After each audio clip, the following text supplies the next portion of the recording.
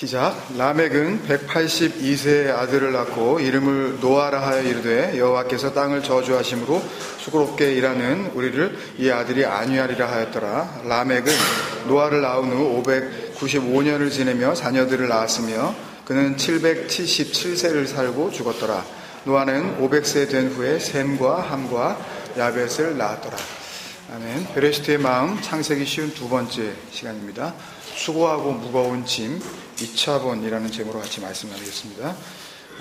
우리가 잘 아는 이름이 나옵니다. 최근에 노아라는 영화도 작년에 있었고 해서 더 많이 알려지기도 했지만, 교회 다니는 사람이라면 유치부 애들 그 수준에서도 잘 아는 그 노아의 이름이 성경에 처음 지금 소개되어지고 있는 말씀입니다. 오늘 그 29절 말씀을 보면 그 노아가 무엇을 의미하는지, 그 노아의 이름이 어떤 의미를 담고 있는지 설명해 주시는 말씀입니다. 그 수련회 때 나눈 말씀에서도 우리가 한번 살펴본 적이 있지만, 성경에서의 이름이 갖고 있는 그 의미는, 그 쉔이 갖고 있는 그 의미는 단순히 그 사람을 부르는 호칭이기 이전에 그 사람의 존재 가치, 그 사람의 존재 이유를 담고 있다고 그랬습니다. 그렇게 볼 때에 지금 29절의 말씀은 노아라는 이름이 갖는 그 의미를 굳이 설명해 주시면서 그렇게 설명할 만한 이유가 있다라는 것을 하나님께서 우리에게 특별히 알려주시고 있는 거고, 결국 노아 뿐만이 아니라 나머지 창세기 5장에 소개되어지고 있는 그 9사람, 아담, 셋, 에노스, 게난, 마할랄렐, 야렛, 에녹, 무두셀라, 라멕, 이 모든 사람들의 이름에도 절대 무시되어지지 말아야 할 어떤 말씀의 의도가 있다는 것을 알려주시는 거죠. 그건 좀 나중에 우리가 또 살펴보기로 하고, 오늘은 먼저 이 노아에 대해서 우리가 집중해 보려고 합니다. 하나님께서 일부러 해석을 달아주신 유일한 이름이기도 하니까요. 노아는 히브리어 명사 노아흐의 영어식 발음입니다. 노아흐의 의미는 레스트, 휴식, 해방, 리버레이션, 안식, 평안, 쉼을 말하는 겁니다. 노아흐가요. 그러니까 29절에 이름을 노아라 하여 이르되 여호와께서 땅을 저주하심으로 수고롭게 일하는 우리를 이 아들이 안위하리라 하였더라 라는 말씀은, 이 노아흐라는 그 이름, 그리고 이 노아흐라고 불려지는 그 사람의 인생, 그 삶의 내용을 이제 앞으로 보게 되면 창세기 6장부터 이제 10장까지 이 노아를 주인공으로 한 이야기들이 쭉 전개가 되지 않습니까? 그 내용을 보게 되면 여호와께서 땅을 저주하셨다는 게 무슨 뜻인지, 노아라는 이름을 설명하면서 여호와께서 땅을 저주하심으로 수고롭게 일하는 우리를 이 아들이 안위하리라 그러셨으니까요.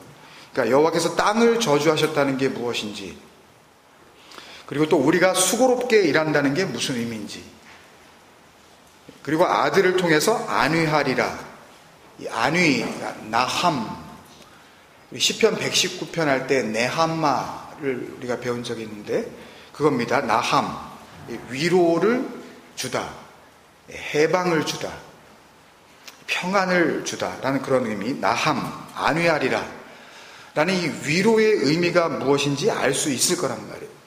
라는 말씀을 하시고 있는 겁니다. 이걸 다 포함하고 있는 게 복음이죠. 그죠? 저주가 뭔지, 수고로운 게 뭔지, 그리고 거기에서부터 얻어지는 안식과 평안이 뭔지, 이 이야기를 다 담고 있는 게 복음이죠. 다른 설교를 통해서도 여러 번 우리가 나눴지만, 그 예정론은 배설물 첫 번째 시간에서 나눴던 그 말씀이었죠. 옥에 갇혀 있었던 그 세례 요한이 이제 예수님을 보면서 이제 자기 제자들에게 가서 물어보라고, 오실 그이가 당신이냐고 한번 가서 물어보라고, 메시아가 맞냐고 이렇게 물어보라고 했을 때 예수님의 그 대답이 복음에 대한 정확한 정의라 그랬죠. 마태복음 11장 5절이었어요. 맹인이 보며 못 걷는 사람이 걸으며 나병 환자가 깨끗함을 받으며 못 듣는 자가 들으며 죽은 자가 살아나며 가난한 자의 복음이 전파된다 하라 했죠. 이게 복음이었죠. 예수님이 쉽게 요약해 주신 복음의 정의란 말이에요. 복음의 내용이기도 하고. 그러니까 이 복음의 저주와 수고, 쉼과 해방이 다 포함되어 있어요.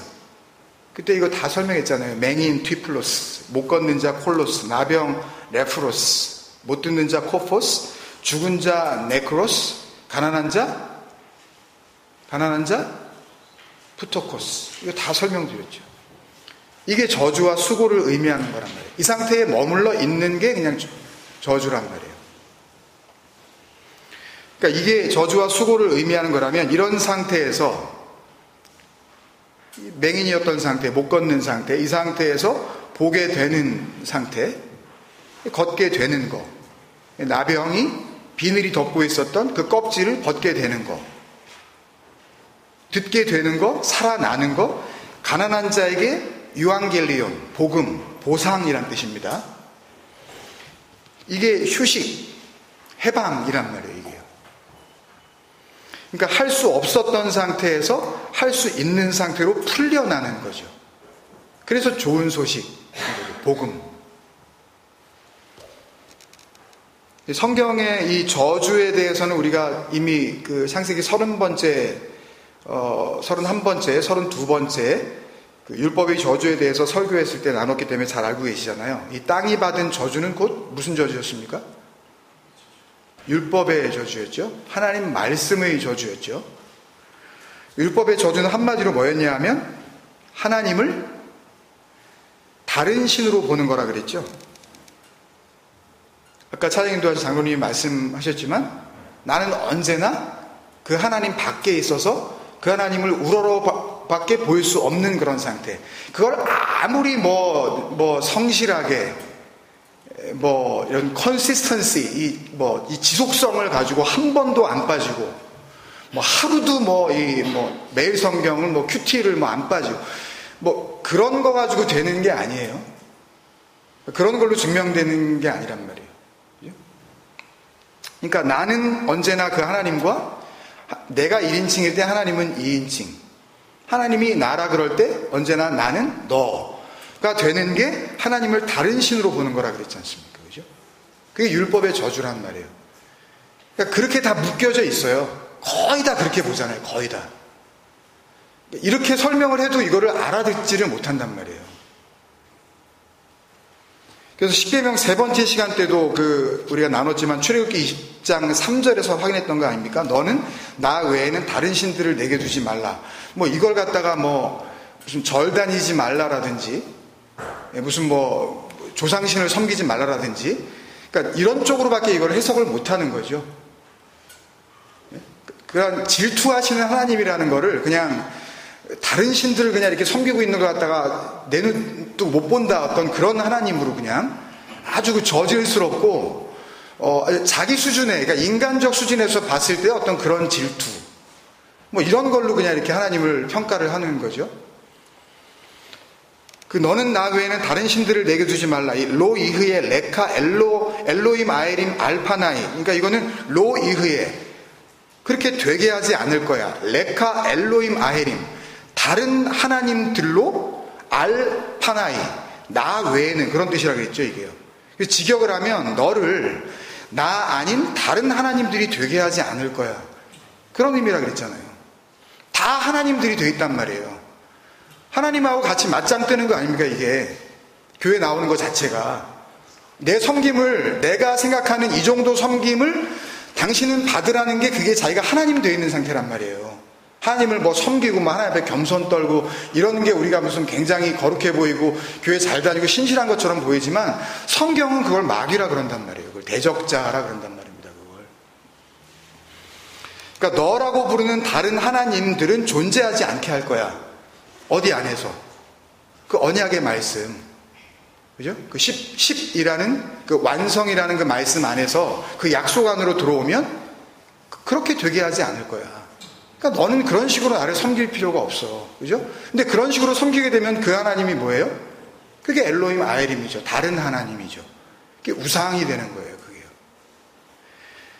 근데 이 율법의 저주, 그러니까 저주받은 그 상태, 그 저주받은 땅으로 그냥 머물러 있으면, 그러니까 마태복음 11장 5절에 예수님이 설명하신 그 복음으로 우리가 설명을 하자면, 보지 못하는 그런 상태, 그 상태로 그냥 머물러 있으면, 그러니까 보지 못한다는 게 뭔지도 모르는 거죠. 그러니까 그런 치유 집회를 쫓아다니는 거예요. 누가 뭐 다리를 고쳐준다 그러면은 그냥 뭐 하여튼 어떻게 해서라도 그냥 가는 겁니다, 거기에. 그 다리가 나서 뭐요 도대체? 예? 그거는 의사들도 할 수 있는 일 아니에요. 그죠? 나서 그 정말 진리가 그 안으로 들어간답니까? 예? 정말 예수님이 고치는 게 하나님께서 그 아들을 보내신 진짜 이유였다면 그 유대 땅이 예수님을 만났던 그 모든 병자나 환자들은 다 낫어야 될 거 아니에요. 근데 선택적으로 어떤 걸 이렇게 하시는 걸 보면 모든 사람이 그렇게 혜택을 받는 게 아니라는 걸 보면 또 누군가는 낫기도 하고 누군가는 안 낫기도 하는 걸 보면 그걸 보여주려고 하는 게 아니잖아요. 그런 어떤 병치유, 어떤 신체적인 어떤 그 불구를 이렇게 뭐 온전하게 만드는 그거 하러 하나님의 아들이 이 땅에 와가지고 예? 그 목사들한테도 좀 그런 능력을 다 주시든지 다 정말로 누구는 낳고 누구는 안 낳게 그렇게 하지 말고 교회만 나오면 다 이렇게 안병도 떨어지고 막 이렇게 하게 하든지 그건 딴 데서도 막 일어나는 일이잖아요. 또 자기가 자기 최면으로 이렇게 산에 깊숙이 들어가서 말 그대로 그냥 긍정적인 생각하고 마음 편안하게 먹고 그래서 병 낫는 사람 얼마나 많이 있습니까? 그런 걸 가지고 이 아버지 하나님을 설명하려고 들으니까 이게 앞뒤가 안 맞고 이걸 알려줄 수가 없는 거죠. 이 복음과 이 진리를요. 그러니까 보지 못한다는 게 뭔지, 듣지 못한다는 게 뭔지, 다리를 전다는 게 뭔지, 죽었다는 게 뭔지조차도 모르고 있으면 그런 상태에서 하나님을 믿는다고 그러면서 이제 교회를 다니면 죽을 때까지 그 하나님은 나의 예배의 대상이 될 수밖에 없잖아요. 죽을 때까지.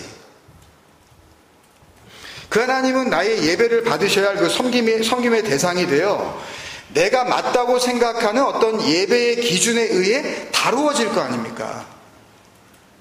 나쁜 마음 먹지 말아야지. 예배에 참석하면서 내가 이런 마음으로 가면 안 되지. 전부 하여튼 100이면 100 각각 다 다른 어떤 기준들을 가지고 여기에 나온단 말이에요. 그렇게 하나님을 다루려고 된단 말이죠. 구체적으로 예를 들면 40일 작정 기도하면 하나님께서 내가 지금 기도하고 있는 그 기도 제목에 응답을 하신다든지 하나님을 다루는 거죠. 그죠? 40일 그 기도에 의하여. 또 솔로몬처럼 한 1000번째에 그게 소인지 양인지 알 필요도 없고 하여튼 나는 횟수로 1000번을 그냥 헌금을 한다든지 아니면 1000번 새벽 재단을 그게 재단인지 뭔지 모르겠지만 하여튼 그렇게들 부르니까 새벽 재단을 쌓으면 그러면 나의 모든 소원이 이루어진다든지 이런 거 많잖아요. 교회 안에. 자기가 맞다고 생각하는 어떤 섬김의 기준으로 하나님을 달래는 거죠. 이렇게. 그런데 열심과 정성으로 얼마든지 그 하나님이란 존재를 얼르고 달랠 수 있다고 은연중에 믿고 있는 거란 말이에요. 세상 교회가. 교회가 그걸 부추겼어요. 교회에 나오는 사람들에게. 그렇게 하면 하나님께서 응답하신다고. 강단에 서가지고 계속 그걸 알려줬다고요. 그렇게 해보라고 한번. 하나님이 어떻게 하시나 보라고. 드려보라고. 하나님께서 안 갚아주시나. 이러면서 돈 놓고 돈 먹기식의 은혜를 갖다가 얘기를 했잖아요.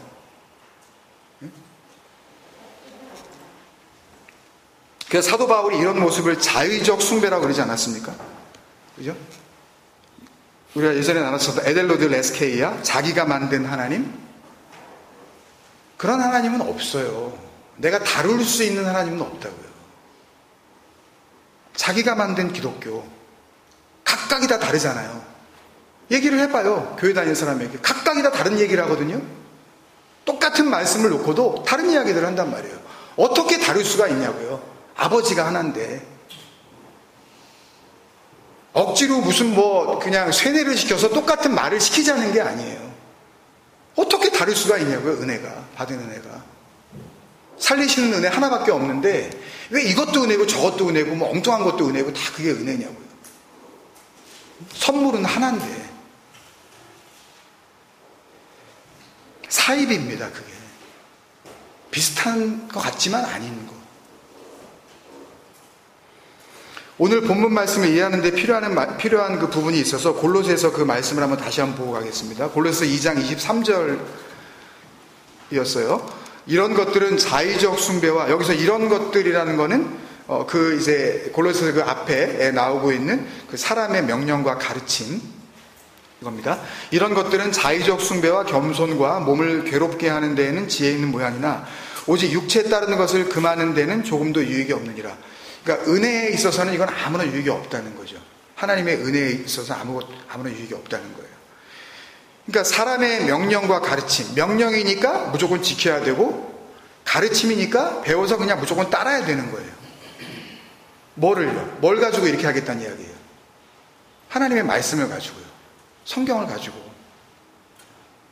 진리를 내용으로 담고 있는 걸 가지고 명령으로 삼고 가르침으로 삼아서 교리를 만드는 거죠, 오늘날.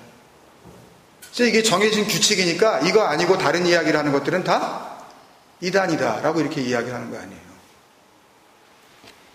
그걸 사람이 지켜내야 할, 사람들이 배워내야 할, 그게 신학교가 됐든 교회에 나와서 제자 훈련을 받고 무슨 성경 공부가 됐든 어떤 훈련 과정이 됐든 그거를 꼭 배우고 지켜내야 할 명령과 가르침으로 주고받는 것이 뭐란 얘기예요? 그게 자의적 숭배라는 이야기입니다. 그게 겸손이고 몸을 괴롭게 하는 것이라고 지금 이야기하고 있는 거예요. 그러니까 오늘 본문으로 다시 말씀을 드리자면 여호와께서 땅을 저주하심으로 수고롭게 일할 수밖에 없는 우리들의 그 실상이에요. 이게 뭐가? 자의적 숭배, 겸손, 몸을 괴롭게 하는 것. 이게 그 저주와 수고의 실상이란 말입니다.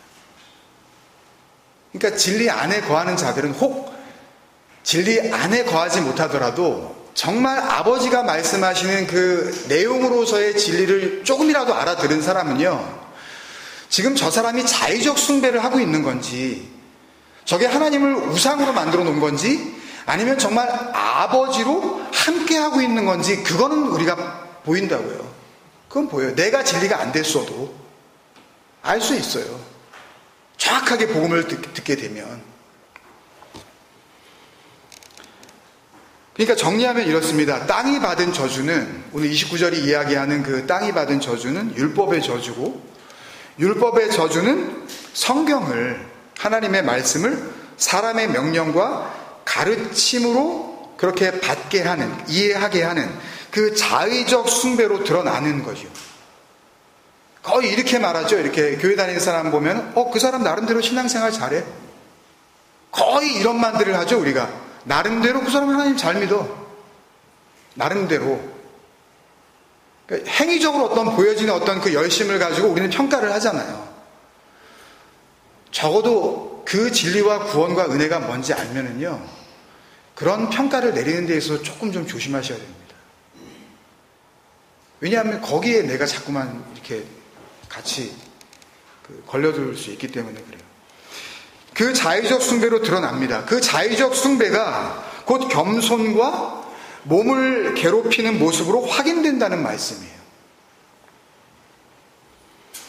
여기서 겸손이 뭐가 나쁘냐고 그러실지 모르겠지만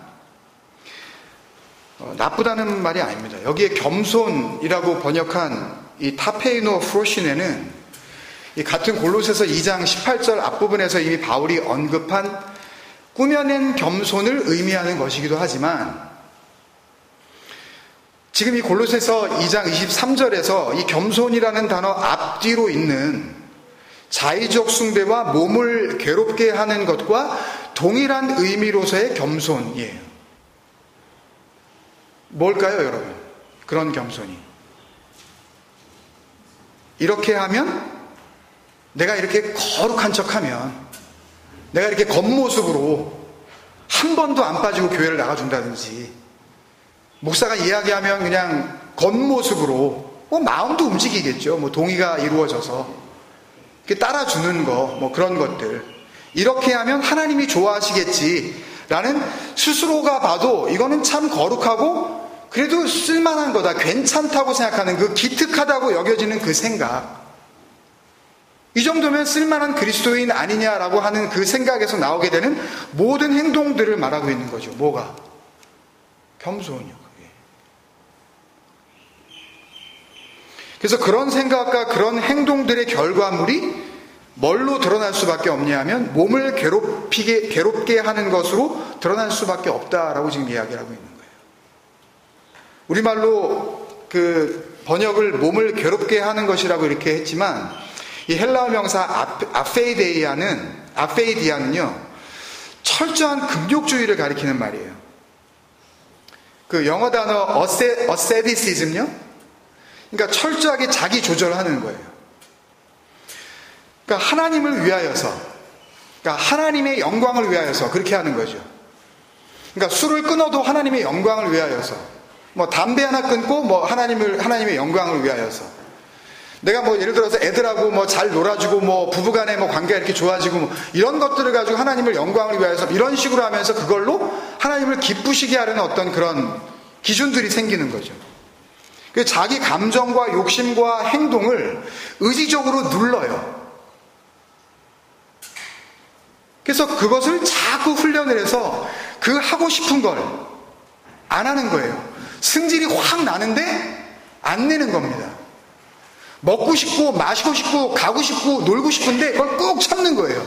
그렇게 함으로써 누구를 기쁘시게 한다고, 하나님을 기쁘시게 해서, 그래서 내가 하나님이 나의 삶을 보고 기뻐하심으로 말미암아 나는 구원을 확실히 이룰 수 있다라는 그쪽으로 가는 거, 그게 아페이디아예요. 철저한 금욕주의.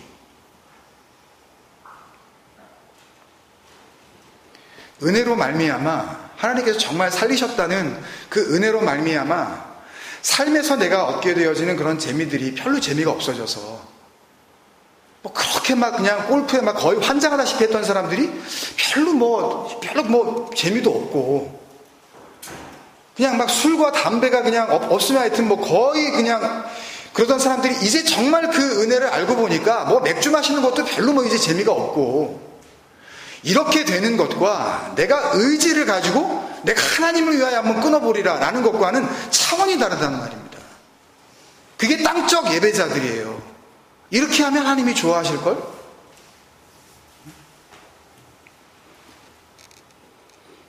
그러니까 한마디로 율법의 저주 아래에 있는 율법주의죠. 근데 진짜 큰 문제는 뭐냐면요, 사실 이 율법주의 아래, 율법의 저주 아래에 있는 상태에서는 이런 거를 자기가 자기 몸을 괴롭히고 있다고 생각하지 않아요. 이걸 금욕이라고 생각하지 않는다고요. 이걸 기뻐해요. 금식을 하면서 하나님이 함께 하신다고 기뻐하고요. 없는 살림에 내가 어떻게 해서든지 11조를 절대 안 뛰어먹는다 그러면서 뿌듯해해요. 지금은 내가 이렇게 힘들고 가난하지만 이 나의 정말 이 순수한 헌신과 봉사를 통해서 내가 만약에 내 대의 보상을 못 받으면 내 자식들 대에 가서라도 분명히 복을 받을 거라고 믿어요. 혹 그것도 아니면 이 땅에서 못 받은 그 칭찬을 천국 가서 내가 그 하나님으로부터 더 크게 받을 거라고 믿지요. 거의 이 수준에서 하나님을 믿는 거예요. 거의 이 수준에서 꾹 참는 거예요. 니네들이 나를 이렇게 우습게 봐도 나는 그 상급이 있어 이러면서 이런 뚜렷한 자기 확신을 갖고 있기 때문에 이게 자유적 숭배 아닙니까? 성경도 그렇게 보여요. 그 상태에서 말씀을 보면 말씀이 그렇게 보인다니까요. 진짜로 이런 확신을 갖고 있으면 자의적 숭배가 일어날 수밖에 없죠. 사람들이 묻죠. 우리한테 열심히 하는 게 뭐가 나쁘냐고. 대답해 줄 말이 없어요. 오히려 기분 나빠한다니까요. 아니 내가 좋아서 지금 이렇게 열심을 내는데, 내가 하나님을 사랑해서 지금 이렇게 열심을 내는데 네가 왜 나한테 뭐 이 열심에 뭐 돈 못 해준 거 있냐고 이렇게 나온다니까요. 내가 내 돈 갖고 내가 그 하나님 사랑하겠다는데, 내가 내 시간 갖고 그 하나님 드리겠다는데, 내가 내 몸 갖고 하나님께 헌신하겠다는데 네가 왜 나한테 뭐라 그러냐고. 이렇게 나온다니까요. 구원을 받아들일 수가 없어요. 자의적 숭배에 빠져 있는 상태에서 대화가 안 돼요. 하지 마세요. 나 하나 복음 듣는 게 정말 이게 귀한 겁니다. 같이 산다고 내 남편이, 내 아내가, 내 자식이 그걸 알아들을 수 있을 것 같으세요? 때려 팬다고 알겠습니까? 예? 걔가 좋아하는 선물을 사준다고 이걸 알아듣겠냐고요. 안 되는 건 안 되는 거예요. 그런 식으로 교회 다니는 걸 하나도 힘들다고 생각하지 않아요. 너무 즐거워해요. 우리 교회 너무 좋다고. 우리 목사님 너무 말씀만 가지고 전하신다고. 근데 그런 영적 상태를 바울은 아페이디아, 자기 몸을 힘들게 하는 것, severe laborious, 혹독한 수고로움이라고 그러는 거예요. 그 눈에는 그렇게 보여요. 그들은 그렇게 안 보이고 즐거움으로 보이지만. 여러분, 그러니까요, 예수 그리스도와 같은 혈통으로 지금 설명이 되어지고 있는 이 창세기 5장에 이 은혜의 족보 안으로 들어오지 않은 사람들은요, 땅이 저주를 받았다는 게 뭔지, 그래서 수고롭게 일할 수밖에 없다는 것이 뭔지 그 자체를 몰라요. 밤을 새고 이야기해줘도 이렇게 화내고 돌아갈걸요? 시간 얘기를 해주는 게 아니에요, 이게. 많이 나눈다고 되는 게 아니에요. 다시 말해서요, 자기가 지금 보지 못하고 있는 게 있다는 걸 인정하지 않아요. 자기가 지금 보지 못하는 게 있다는 걸 몰라요. 그러니까 그런 것도 모르는 사람이 심지어 자신이 에베소 2장 1절에 너희는 죄와 허물로 죽었었다, 죽은 상태다 라는 말을 이해할 수 있겠어요? 남들이 그냥 이야기를 하니까, 성경에 그냥 나와 있으니까 우리가 죄와 허물로 죽었대. 그래, 맞아, 그래, 난 참 죽을 놈의 인간이야. 내가 봐도 참 죽을 인생이지. 이 정도로 받아들이고 마는 거지, 정말 그 죽음이라는, 네크로스라는 그 안에 담겨져 있는 진리와 그 내용으로서의 복음은 들으려고 하지 않아요. 그 죽음이 뭔지, 왜 그리스도의 죽음의 그 다나토스를 설명하려고 드는지 그거를 이해하려고 들질 않는다고요. 그게 뭔데요? 라고 하지도 않아요. 그러면서 겸손을 떠는 거죠. 나는 죽은 자나 마찬가지였어. 파페이노 프로시네 하는 거예요. 겸손을 떠는 겁니다. 사실은 그 안에 그 그리스도의 진정한 겸손은 없어요. 겉모습만 그래 겸손을 떠는 거예요. 진리가 된 척, 은혜를 받은 척. 그래서 우리가 오늘 본문에서 집중하고 있는 이 노아흐의 의미에 있어서 29절 말씀에 수고롭게 일하는, 우리의 그 수고롭게로 번역한 그 이차본이라는 이 단어는 지금 골로새서 2장의 이 아페이디아, 혹독스러운 수고로움이라는 의미도 함께 있고요.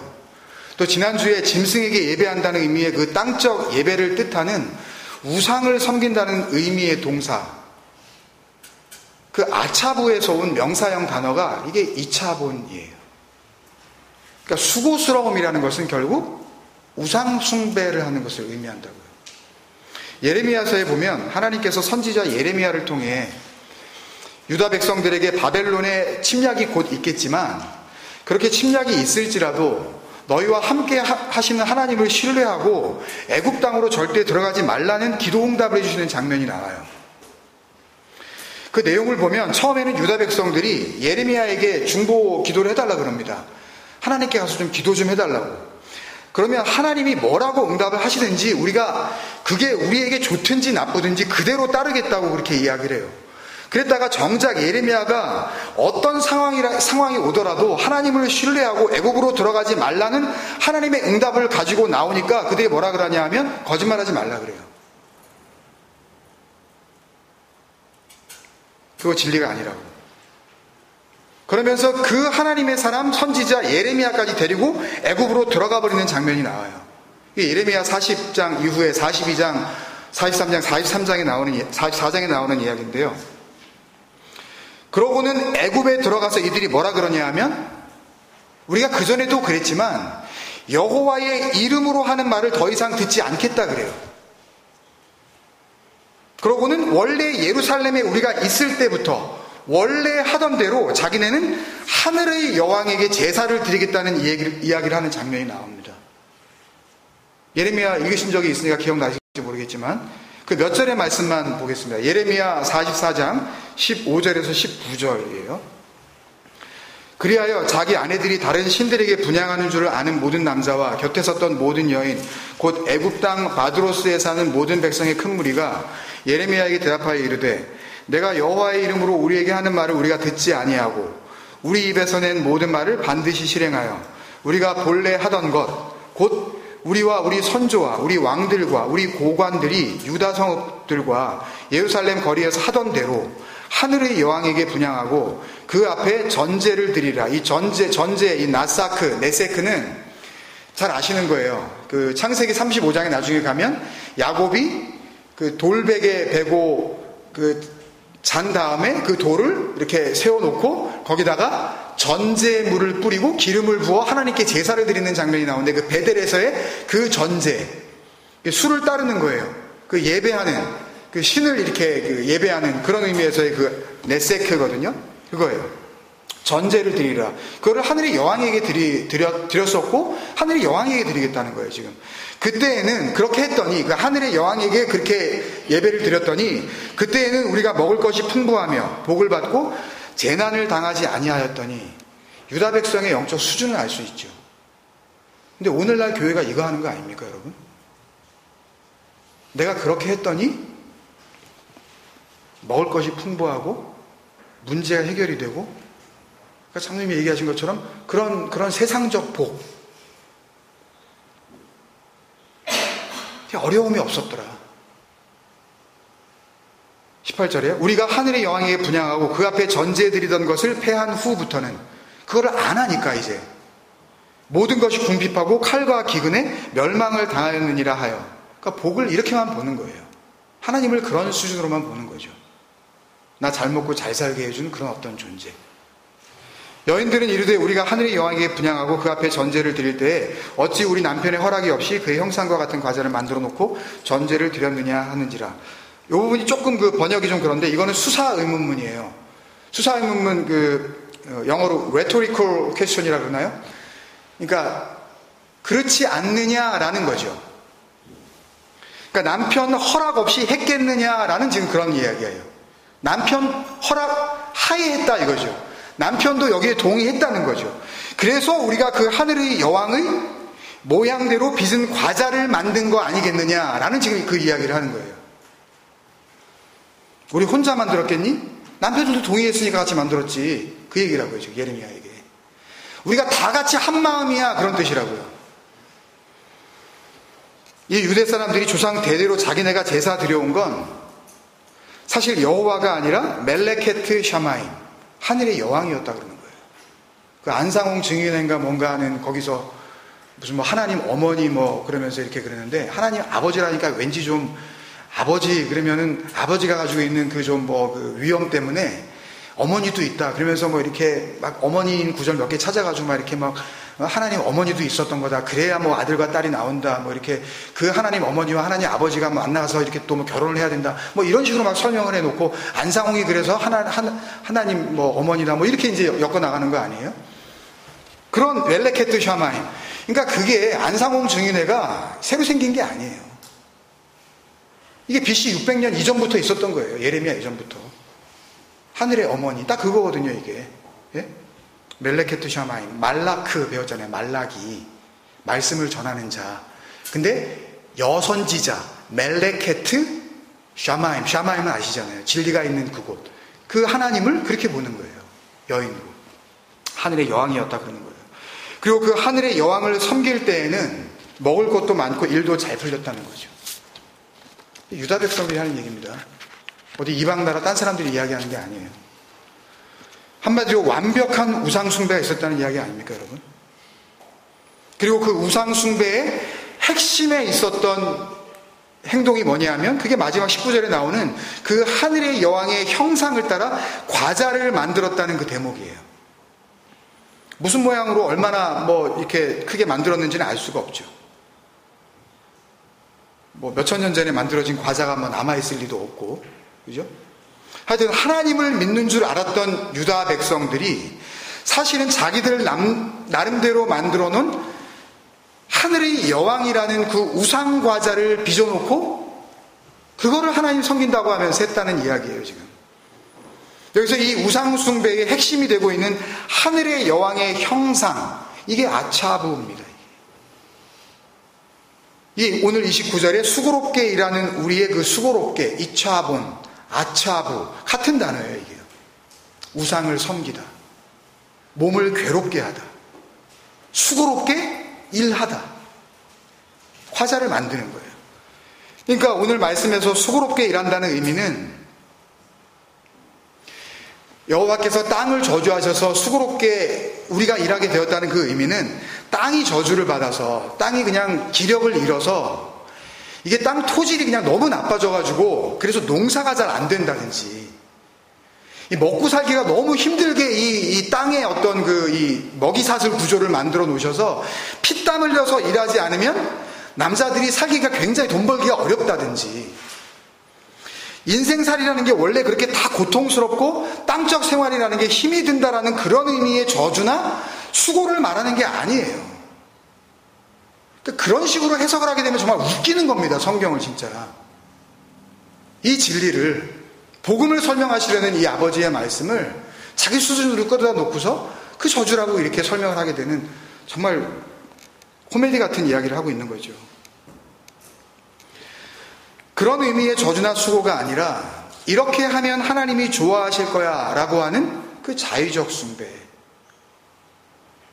그리고 그 자의적 숭배 그 방법에 의하여 탄생되는 그 자기가 만들어 놓은 그 기준 때문에 어쩔 수 없이 그 기준에 맞는 그 숭배의 방법을 기대하고 있는 그 대상, 그 있지도 않은 가짜 하나님의 존재를 섬기려 드는 우상 숭배적 열심, 이게 있을 수밖에 없죠. 이걸 통틀어서 수고스러운 일이라고 그러는 겁니다. 창세기 5장의 이 은혜의 족보의 이야기요, 예수 그리스도에게까지 이어지는 이 살리심을 받은 자의 이 계보의 이야기에서 10번째, 이 노아가 10번째 아들로 오지 않습니까? 우리 시계명에서도 디브레 하베리트 아세레트 하데바림에서 그 아세레트 열이 갖고 있는 의미를 제가 설명을 드렸었잖아요. 그 약속을 완성하시는 그 하나님의 그 구원이 담겨져 있는 내용으로서의 10열이라 그랬죠. 그 10번째, 그 마지막으로 태어나는 아들이 땅의 저주, 땅이 받은 저주, 율법의 저주죠. 그리고 수고로운 거, 그 우상 숭배의 헛된 수고에서 휴식과 해방을 약속하는 누구요? 나함, 위로, 네하마, 노아흐로 주어지고 있는 것은 너무 당연한 거죠. 구원의 복음으로서. 그래서 이 노아흐로 말미암아 어떻게 내가 하나님 앞에서 구원을 받을 수 있는 건지 그 복음을 말씀하시고, 어떻게 피조물된 우리가 감히 창조주이신 하나님의 아들로 그렇게 데려감을 받을 수 있는지를 설명해 주시는 복음의 완결판인 거예요. 마음 같아서는 여기서 끝내고 우리 해체했으면 좋겠어요. 진짜로. 다 들으셨어요. 이제 다 들으셨어요. 더 들을 것도 없어요. 진짜. 너희는 이렇게 구원받게 될 거라는 약속의 결론인 겁니다. 그 다음부터 노아의 얘기가 또 나와요. 또 우리 창세기 3장에서 끝났는데 4장이 또 시작된 것처럼, 창세기 4장이 끝났는데 또 5장이 또 시작된 것처럼 창세기 5장 완결했는데 열로 완성을 하셨는데 노아 휴식, 쉼, 그 안식으로 완성을 하셨는데 다시 6장으로 시작하신다면 또 뭐겠어요? 그 쉼이 뭔지, 그 저주가 뭔지, 그 수고가 뭔지 또 노아를 통해서 또 설명해 나가시겠죠. 못 들은 사람 6장부터 또 들어라. 또 들으라고. 다음 6장부터 10장까지 많은 부분을 할애해서 이 구원의 휴식을 의미하는 아들 노아의 이야기가 전개가 되는 겁니다. 듣고 마음으로 그 생명을 그렇게 받아서 참된 안식으로 좀 들어오라고. 그러니까 주님께서 오셔서 뭐라 그러셨어요? 수고하고 무거운 짐진 자들아 다 내게로 오라 내가 너희를 쉬게 하리라는 말씀이 세상살이에 힘든 너희들 니네 교회 와서 좀 쉬어 이런 류의 얘기가 전혀 아니에요. 그런 걸로 엮으면 안 되는 거예요. 그건요. 그 수고하고 무거운 짐이 갖고 있는 그 진리의 내용을 알지 못하면 그걸 가지고 간음을 하는 겁니다. 밖에서 힘들었으니까 교회 와서 위로를 받으시라고 사랑합니다.